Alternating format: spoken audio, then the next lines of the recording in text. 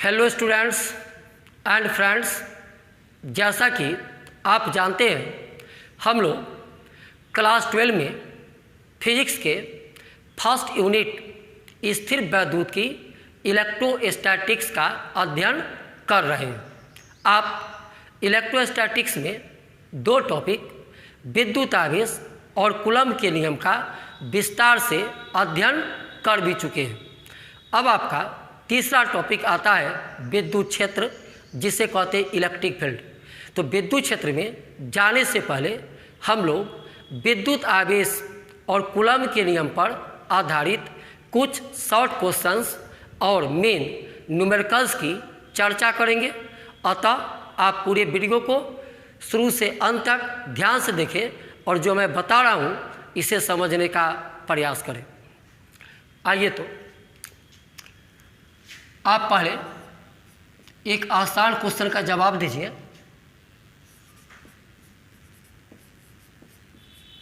द्रव्यमान और आवेश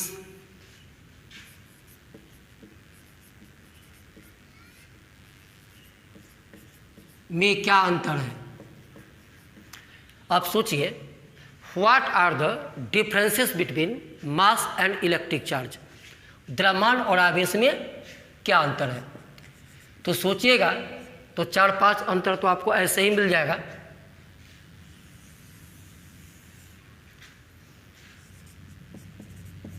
एक तरफ बात कीजिए आप द्रव्यमान का, जिससे आप मास कहते हैं, और एक तरफ आप बात कीजिए आवेश का, जिसे आप चार्ज कहते हैं।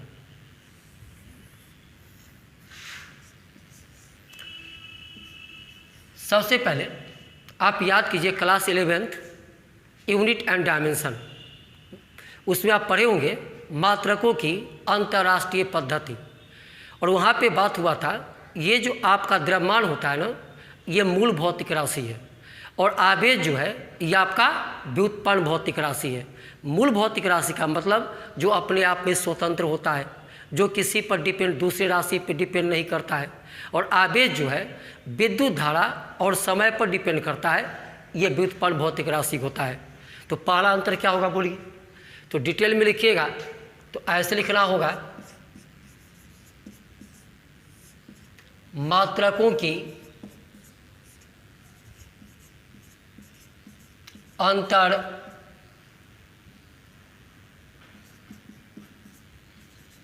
राष्ट्रीय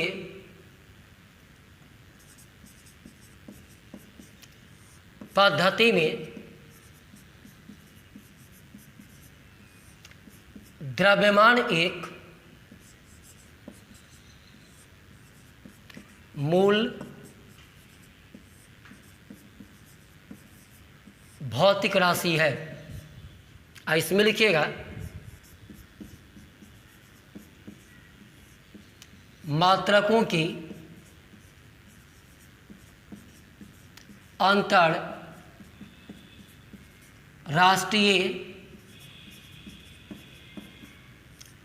पद्धति में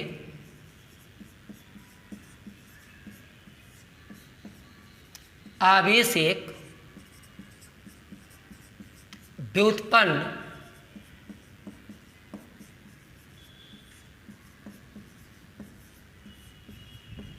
भौतिक राशि है। मात्रकों की अंतर्राष्ट्रीय पद्धति में द्रव्यमान एक मूल भौतिक राशि है, और मात्रकों की अंतर्राष्ट्रीय पद्धति में आवेश एक व्युत्पन्न भौतिक राशि है।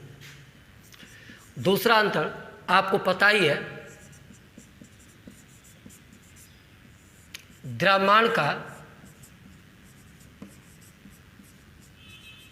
SI मात्रक kg किलोग्राम होता है, और इसका क्या होता है बोलिए? आपको पीछे पढ़ा चुके हैं विद्युत आवेश में। आवेश का SI मात्रक कूलम्ब होता है। तीसरा अंतर, द्रव्यमान हमेशा धनात्मक होता है, जबकि आवेश आपका धनात्मक और ऋणात्मक दोनों प्रकार का होता है, धन आवेश भी और ऋण आवेश भी। जबकि द्रव्यमान जो होगा, किसी वस्तु का द्रव्यमान हमेशा क्या होगा, धनात्मक। द्रव्यमान कभी भी ऋणात्मक नहीं होता है। तो तीसरा अंतर क्या लिखे बोलिए, द्रव्यमान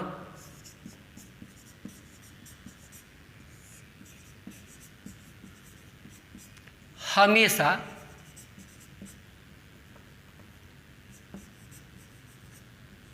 धनात्मक होता है, आवेश धनात्मक और ऋणात्मक दोनों प्रकार का होता है। कभी भी द्रव्यमान आपका नेगेटिव नहीं होगा, द्रव्यमान हमेशा पॉजिटिव होता है और आवेश आपका धनात्मक और ऋणात्मक दोनों प्रकार का होता है। चौथा, ये बात भी हम विद्युत आवेश के गुण में किए थे जब आपको हम विद्युत आवेश पढ़ा रहे थे। द्रव्यमान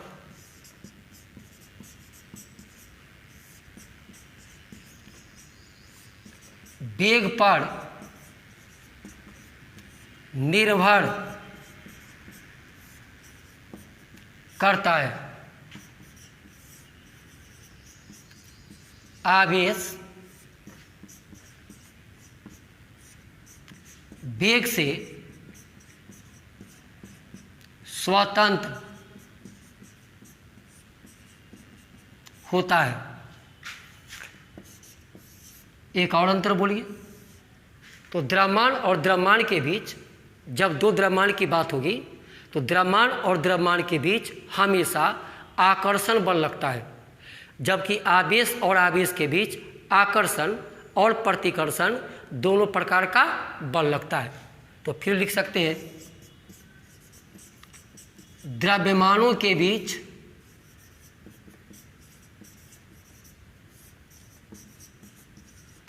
हमेशा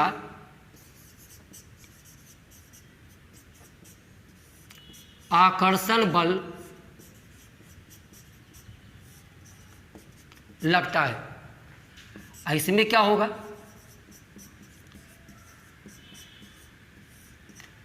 आवेशों के बीच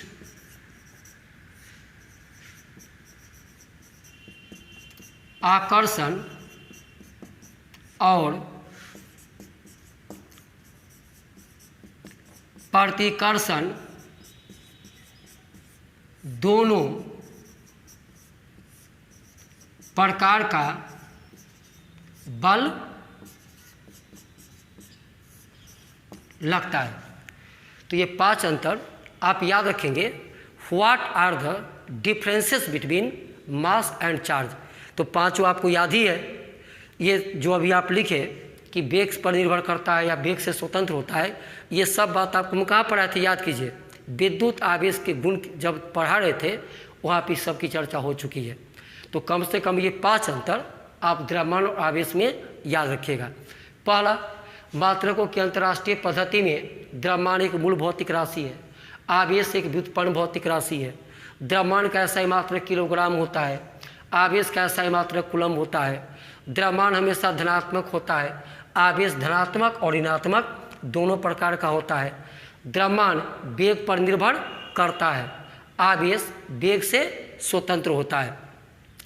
द्रव्यमानों के बीच हमेशा आकर्षण बल लगता है, आवेशों के बीच आकर्षण और प्रतिकर्षण दोनों प्रकार का बल लगता है।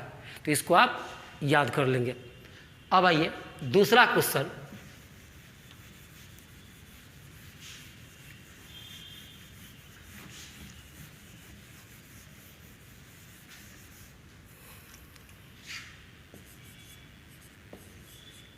इसको ध्यान से देखिएगा।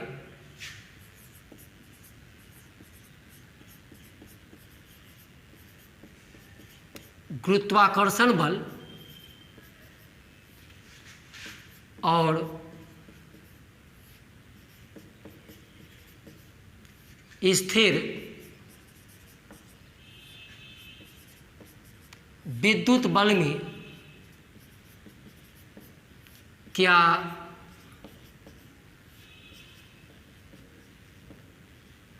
अंतर है? अब इसके बारे में सोचिए, what are the differences between gravitational force and electrostatic force. गुरुत्वाकर्षण बल और स्थिर विद्युत बल में क्या अंतर है? आप सोचेंगे तो इसके बीच का अंतर आप स्वयं ही आप लिख सकते हैं, और नहीं तो आप ध्यान से देखिए इसके बीच क्या क्या अंतर हो सकता है।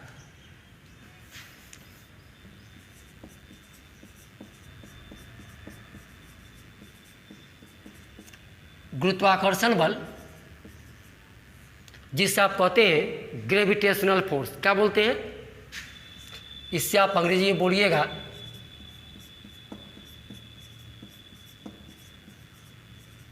Gravitational force. और ये तो जस्ट आप पढ़े हैं। स्थिर विद्युत बल, इससे आप बोलिएगा इलेक्ट्रोस्टैटिक फोर्स।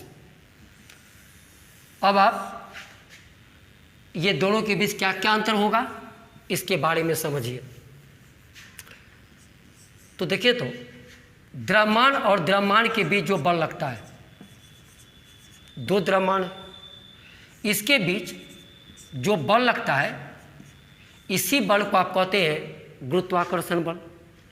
और जस्ट आप पढ़े हैं आवेश और आवेश के बीच जो बल लगता है, आवेश और आवेश के बीच जो बल लगता है, इससे आप कहते हैं स्थिर विद्युत बल। तो पहला अंतर एकदम अपना भाषा में बोलिए, अपना टूटी फूटी भाषा जो आपको आता है, साइंस आपका लैंग्वेज का मोहताज नहीं है, तो सीधा बोलिए अपनी भाषा में। पहला, द्रव्यमानों के बीच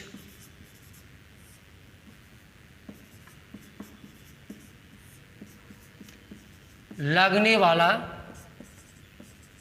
बल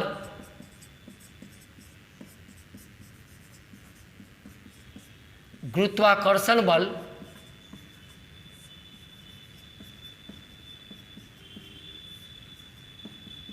कहलाता है। इसमें सिंपली बोलिए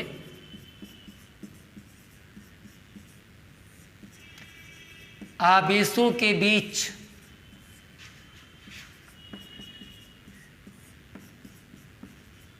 लगने वाला बल स्थिर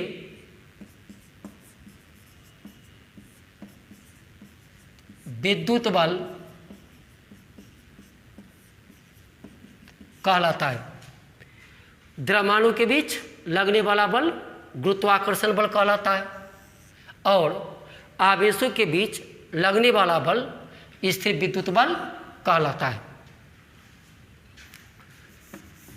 अब आइए, गुरुत्वाकर्षण बल हमेशा आकर्षण बल होता है।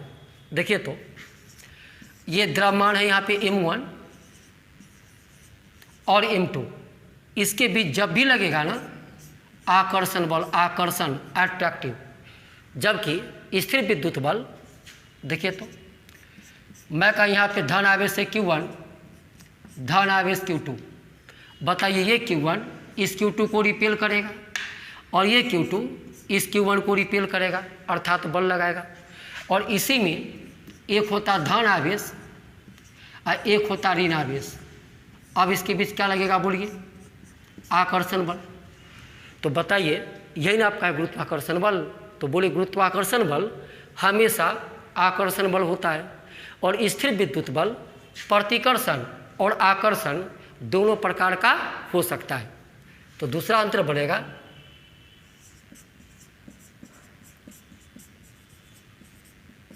गुरुत्वाकर्षण बल,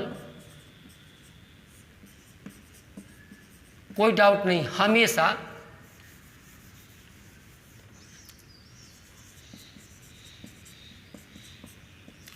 आकर्षण बल होता है।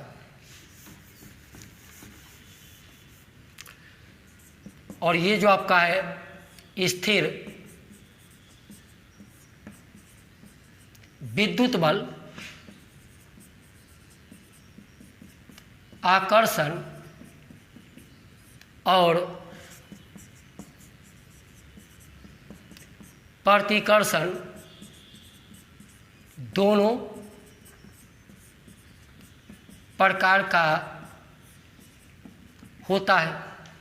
ये जब भी होगा अट्रैक्टिव, ये अट्रैक्टिव और रिपल्सिव दोनों होगा।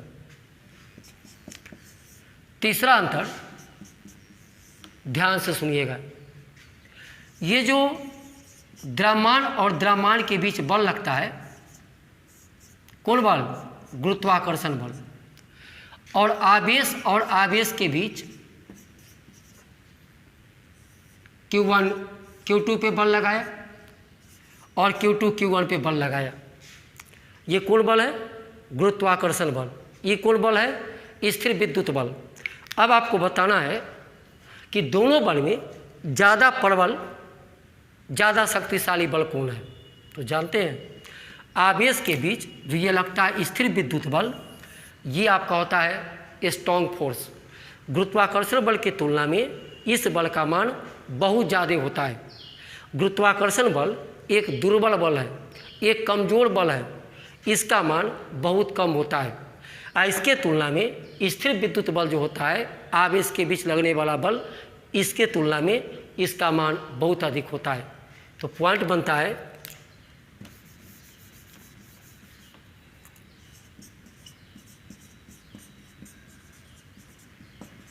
गुरुत्वाकर्षण बल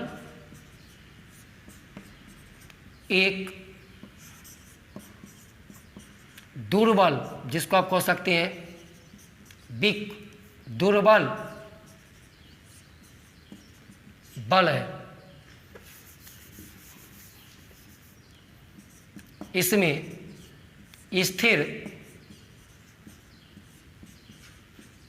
विद्युत बल एक सबल बोलते हैं इसको, स्ट्रॉन्ग फोर्स, सबल बल है। डरिए मत, दुर्बल का मतलब कमज़ोर बल है। द्रव्यमान और द्रव्यमान के बीच जो गुरुत्वाकर्षण बल लगता है, इसका मान बहुत कम होता है। जबकि गुरुत्वाकर्षण बल की तुलना में आवेश और आवेश के बीच जो बल लगता है, इसका मान बहुत ज़्यादा होता है। तो आप ये भी बोलिए कि गुरुत्वाकर्षण बल से स्थिर विद्युत बल बहुत अधिक शक्तिशाली होता है। तो वही लिखिए कि गुरुत्वाकर्षण बल एक दुर्बल बल है और स्थिर विद्युत बल एक सबल बल है। और याद कीजिए, देखिए तो द्रव्यमान और द्रव्यमान के बीच जो बल लगता है, वह द्रव्यमानों के बीच के माध्यम से स्वतंत्र होता है। मतलब समझिए, जैसे देखिए तो M1 और M2 दो आपका द्रव्यमान है, इसके बीच जो गुरुत्वाकर्षण बल लगेगा, गुरुत्वाकर्षण बल इस बात पर निर्भर नहीं करेगा कि दोनों के बीच में यहाँ पे क्या है, इसको माध्यम से कोई मतलब नहीं है। अगर M1 M2 हवा में है या M1 M2 को आप किसी अन्य माध्यम में ले जाइए, तो इस बल का मान नहीं बदलेगा। जबकि स्थिर विद्युत बल, आवेश के बीच लगने वाला बल माध्यम पर निर्भर करता है। इसकी चर्चा हम कूलम के नियम में कर चुके हैं कि स्थिर विद्युत बल आवेशों के बीच के माध्यम पर निर्भर करता है। माध्यम के बदलने से स्थिर विद्युत बल का मान बदल जाता है, जबकि गुरुत्वाकर्षण बल द्रव्यमानों के बीच के माध्यम से स्वतंत्र होता है। तो एक अंतर आप और बोल सकते हैं, गुरुत्वाकर्षण बल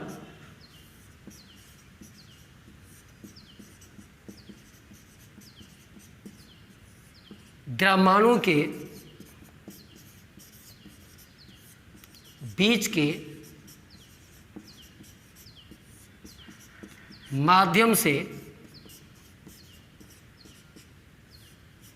स्वतंत्र होता है। और ये जो आपका है स्थिर विद्युत बल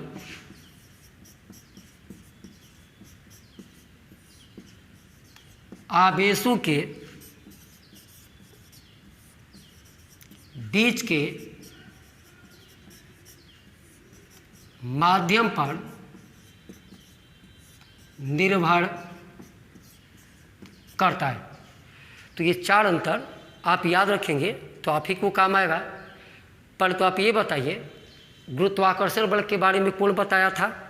तो वैज्ञानिक न्यूटन ने बताया था गुरुत्वाकर्षण का नियम। और स्थिर विद्युत बल के बारे में कौन बताया? वैज्ञानिक कूलम्ब ने। तो आप इसके बारे में चार अंतर याद रखिएगा। और याद क्या रखिएगा? याद ही है कि द्रव्यमानों के बीच जो बल लगता है गुरुत्वाकर्षण बल है, आवेशों के बीच जो बल लगता है स्थिर विद्युत बल कहलाता है। गुरुत्वाकर्षण बल हमेशा आकर्षण बल होता है। स्थिर विद्युत बल आकर्षण और प्रतिकर्षण दोनों प्रकार का होता है। गुरुत्वाकर्षण बल एक दुर्बल बल है, स्थिर विद्युत बल एक सबल बल है। गुरुत्वाकर्षण बल द्रव्यमानों के बीच के माध्यम से स्वतंत्र होता है। स्थिर विद्युत बल आवेशों के बीच के माध्यम पर निर्भर करता है। माध्यम के बदलने से स्थिर विद्युत बल का मान बदल जाता है। चलिए दूसरा एक और क्वेश्चन का जवाब दीजिए। तीसरा क्वेश्चन,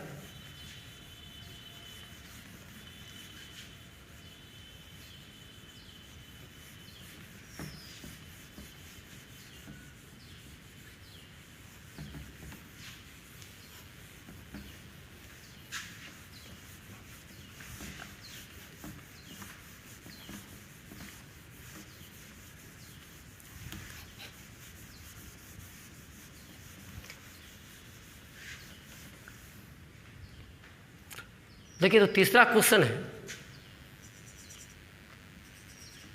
मैं का ये दो कण है,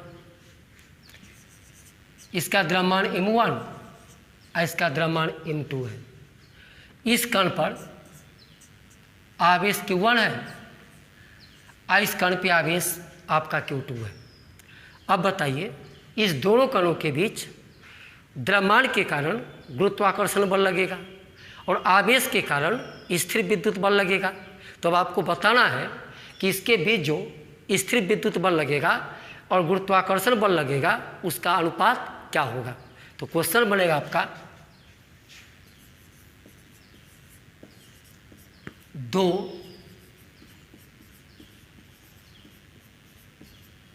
आवेशित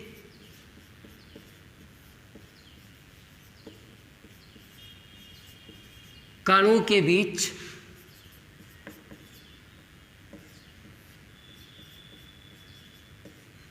लगने वाले स्थिर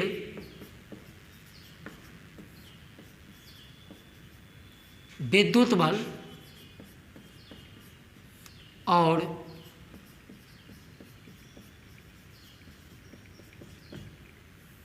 गुरुत्वाकर्षण बल का अनुपात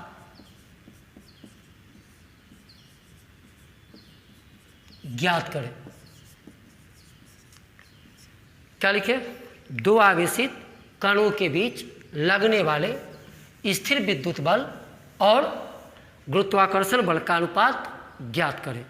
तो देखिए तो हम 2 कण लिए आवेशित कण। मैं का पहले कण का द्रव्यमान m1 है, दूसरे कण का द्रव्यमान m2 है। पहले कण पर आवेश आपका q1 है और दूसरे कण पे आवेश आपका q2 है और ये दोनों कणों के बीच की दूरी मान लीजिए r है। पहले कण का द्रव्यमान m1, ये कण है, कण आवेशित कण, और ये भी क्या है? आवेशित कण। इसका द्रव्यमान है m1, इसका m2, इस पे आवेश q1, इस पे q2। अब आपको बताना ये दोनों कण के बीच जो स्थिर विद्युत बल लगेगा और गुरुत्वाकर्षण बल, इसका अनुपात क्या होगा। तो देखिए तो क्या लिखते हैं, आवेशित कणों के बीच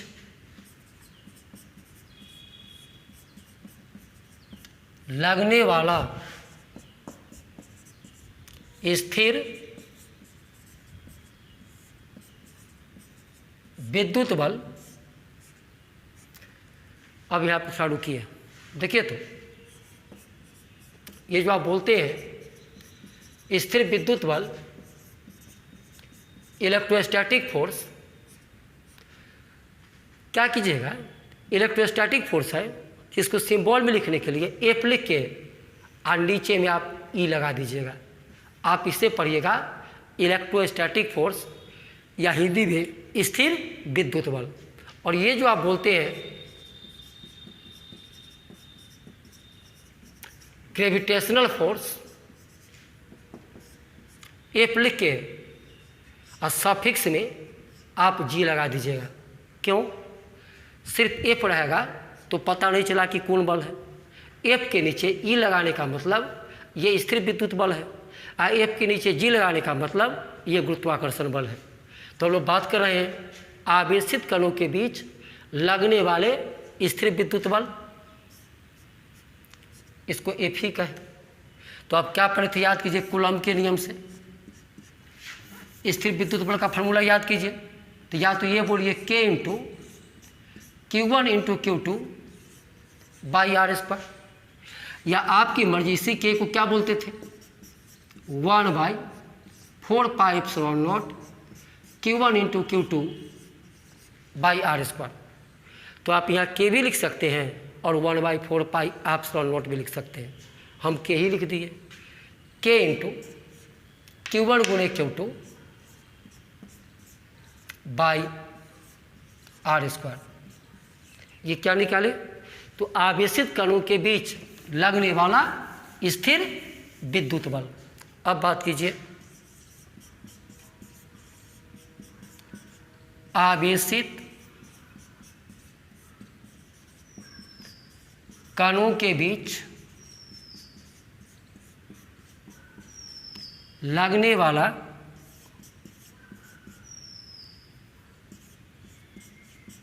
गुरुत्वाकर्षण बल। तो आप पढ़े होंगे अगर M1 और M2 द्रव्यमान का दो कण हो और इसके बीच की दूरी r हो, तो इसके बीच जो लगेगा गुरुत्वाकर्षण बल F equal to G into M1 into M2 by are square. इस जी को क्या बोलते हैं, सार्वत्रिक गुरुत्वाकर्षण नियतांक, यूनिवर्सल ग्रेविटेशनल कांस्टेंट। तो यहाँ लिखा ही है, यहाँ एफ जी का मतलब क्या हुआ, गुरुत्वाकर्षण बल G into M1 into M2 by are square.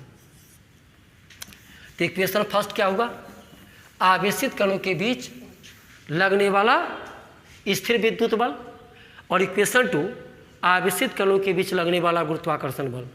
अब आपको इसका अनुपात निकालना है। आप क्या कीजिए, समीकरण 1 में 2 से भाग दे दीजिए, 1 में 2 से भाग दे दीजिए। तो बायां पक्ष विद्युत बल बटे गुरुत्वाकर्षण बल, तो दायां पक्ष K into Q1 into Q2 by are square, इसका मान G इंटू M1 गुणे M2 by are square.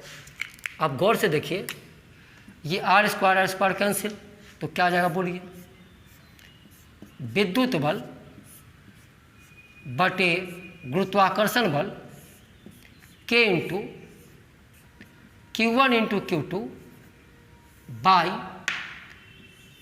G into M1 into M2। तो इस पर आपको न्यूमेरिकल भी मिलेगा, आपको Q1 Q2 M1 M2 चार चीज़ आपको दे देगा। पहले कण पे आवेश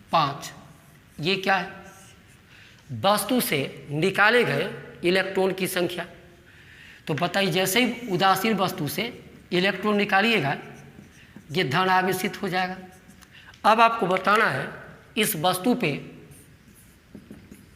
कितना आवेश होगा, यही सवाल है। तो क्या होगा बोलिए? आपको n दे दिया 10⁵ इलेक्ट्रॉन्स, पूरा पढ़िए। n क्या है? वस्तु से निकाले गए इलेक्ट्रॉन्स की संख्या। What is n? वस्तु से निकाले गए इलेक्ट्रॉन्स की संख्या। तब का आप वस्तु पे आवेश बताइए। तो आज बोलिए, अभी जस्ट हम बात किए थे किसी वस्तु पर आवेश होगा Q बराबर प्लस माइनस N। तो जब इलेक्ट्रॉन निकालिएगा तो प्लस चलेगा, इलेक्ट्रॉन डालिएगा तो माइनस की बात होगी। तो आज इलेक्ट्रॉन निकाले हैं तो वस्तु धन आवेशित होगा। तो बोले Q बराबर प्लस N। तो प्लस आप लिख भी सकते हैं, प्लस को आप छोड़ भी सकते हैं, क्योंकि आप कुछ न भी हो तो भी प्लस ही होता है। n का मतलब 10⁵ E is the symbol of charge. Q बराबर 1.6 गुने -19 ये +5। तो क्या हो जाएगा? 19 5 है तो -14 कूलम। मतलब अगर आप किसी वस्तु से इतना इलेक्ट्रॉन निकालिएगा तो वस्तु पे धन आवेश होगा। और कितना होगा बोलिए? +1.6 गुने 10⁻⁻14 कूलम। किसी वस्तु से इलेक्ट्रॉन निकालिएगा तो धन आवेशित होगा। तो सिंपल है, आप हमें कोई भी सवाल हो, आप 10 सवाल बनाइए, 20 सवाल बनाइए, आप हमें n बता दीजिए, वस्तु से निकाले गए इलेक्ट्रॉन की संख्या, तो हम आपको q बता देंगे। अब उल्टाइए,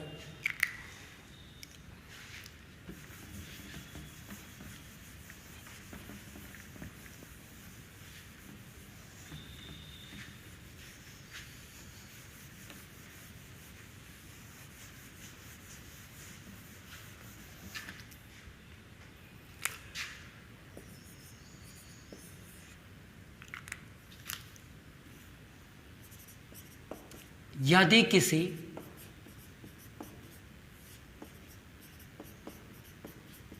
उदासीन वस्तु में 10⁻³ इलेक्ट्रॉन्स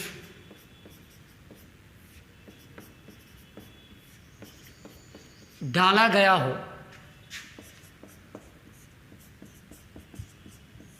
तो वस्तु पर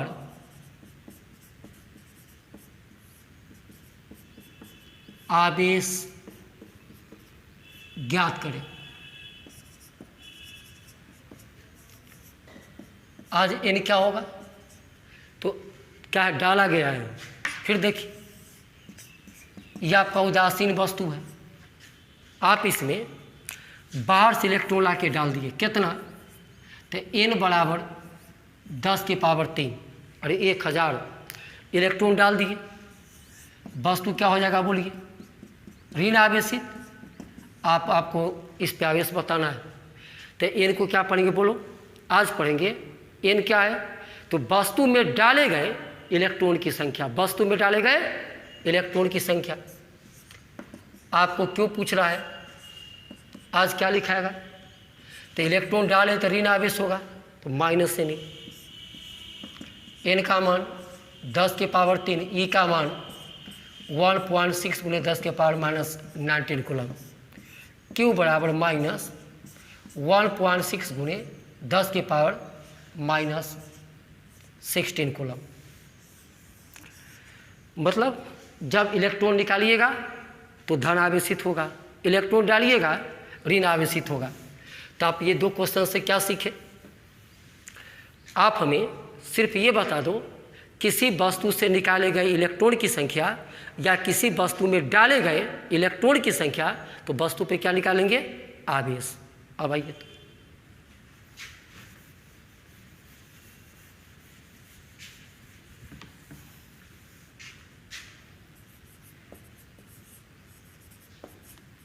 किसी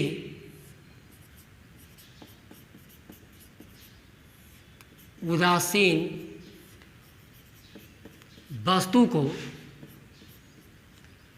+1 कूलम आवेश से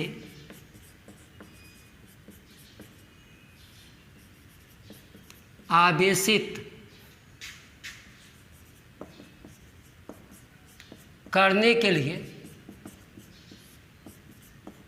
वस्तु से निकाले गए इलेक्ट्रॉन्स की संख्या ज्ञात करें। ध्यान दीजिए तो क्या पूछ रहा है। ये उदासीन वस्तु है, हम इससे कितना इलेक्ट्रॉन निकाल लें कि वस्तु जो है ना धन आवेश से आवेशित हो जाए, और कितना से, +1 कूलम से। अगर यहाँ पे माइनस हो जाता -1 कूलम तो इलेक्ट्रॉन डालना होता, धन आवेशित करना है तो इलेक्ट्रॉन निकालना होगा।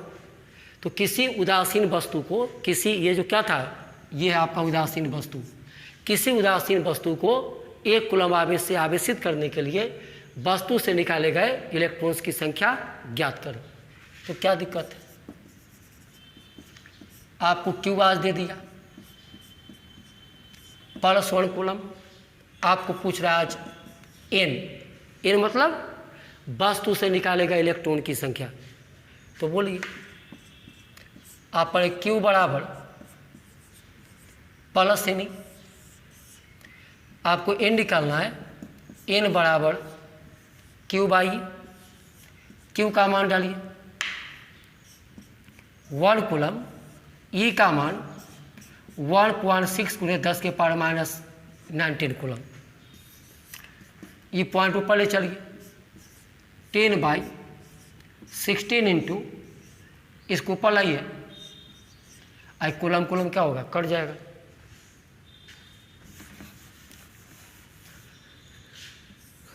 चलिए n = एक पावर आप यहाँ और ले आइए, 100/16 × 10⁻, क्या हो जाएगा, 19 था तो 18 हो गया। अरे एक 10 यहाँ ले आए तब ने इसको 100 कर दिए। n = 16 6 जा डिवाइड लगाइए 6.25 × 10⁻18 इलेक्ट्रॉन्स। अब बताइए किसी वस्तु को 1 कूलम आवेश से आवेशित करने के लिए, कल सीखे यहाँ पे, ये कोई वस्तु है उदासीन। अब बताइए अगर आप इस वस्तु से, यदि आप इस वस्तु से इतना 6.25 × 10⁻18 इतना इलेक्ट्रॉन्स निकालिएगा, इस वस्तु से इतना इलेक्ट्रॉन्स निकालिएगा, तब जाकर के वस्तु पर आवेश उत्पन्न होगा आपका +1 कूलम। मतलब 1 कूलम कोई छोटा आवेश नहीं है, 1 कूलम एक बहुत बड़ा आवेश है, बहुत बड़ा आवेश है। इतना इलेक्ट्रॉन निकालिएगा तब जाके वस्तु पे डेवलप होगा 1 कूलम। उल्टा अगर इतना इलेक्ट्रॉन डालिएगा तो इस पे आवेश होगा -1 कूलम, निकालिएगा तब +1 कूलम। तो ये जो आपको हम न्यूमेरिकल्स बताए, किसका, विद्युत आवेश क्वांटीकृत होता है। आप जो पढ़े इस फार्मूला की हम लोग बात किए,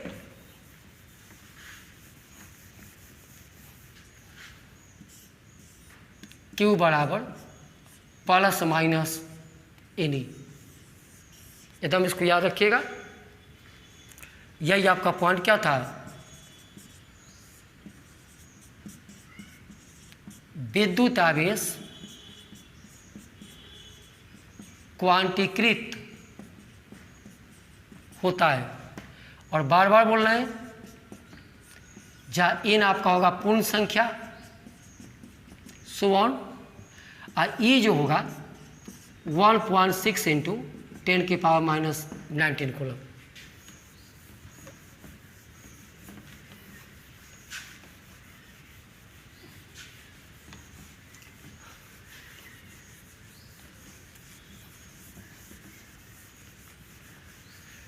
तो देखिए, तो इस टॉपिक पर का न्यूमेरिकल हो गया।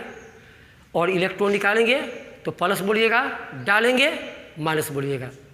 अब आइए, अब आपको न्यूमेरिकल इस पे बताना है। आपको पढ़ाए थे आवेश घनत्व, जिसमें आप पढ़े थे आवेश का राशि घनत्व, आवेश बटे लंबाई, आवेश का पृष्ठीय घनत्व, आवेश बटे क्षेत्रफल, और आवेश का आयतनिक घनत्व, आवेश बटे आयतन। तो अगले लेक्चर में हम लोग इस पर आधारित, इसी टॉपिक पर आधारित किसकी बात करेंगे? न्यूमेरिकल्स का। उसके बाद तब आपको आएगा न्यूमेरिकल किसका, तब उसके बाद पढ़ेंगे इसका न्यूमेरिकल कूलॉम्स लॉ का, तब देखेंगे न्यूमेरिकल। और जब ये ख़त्म होगा तब पढ़ेंगे इलेक्ट्रिक फील्ड, जहाँ से मेन चीज़ चालू होगा। तो अगले लेक्चर में हम लोग न्यूमेरिकल की बात करेंगे। आप लोग तब तक क्या कीजिएगा, इसको रिवाइज कर लीजिएगा। पिछले लेक्चर को आप सुनिएगा इलेक्ट्रिक चार्ज का, तो एक लेक्चर आपका पूरा पढ़ाए थे आवेश घनत्व, तो उसको पूरा रिवाइज कर लीजिएगा। रिवाइज करने के बाद अप टू डेट रहिएगा। अगले लेक्चर में इसी पर किसका बात करेंगे, न्यूमेरिकल्स का। तो आज जितना पढ़ाया आपको, इसको आप ध्यान से देखें, समझें, आप इसको नोट्स करें, याद करें। अगले लेक्चर में फिर मिलते हैं। Goodbye, okay.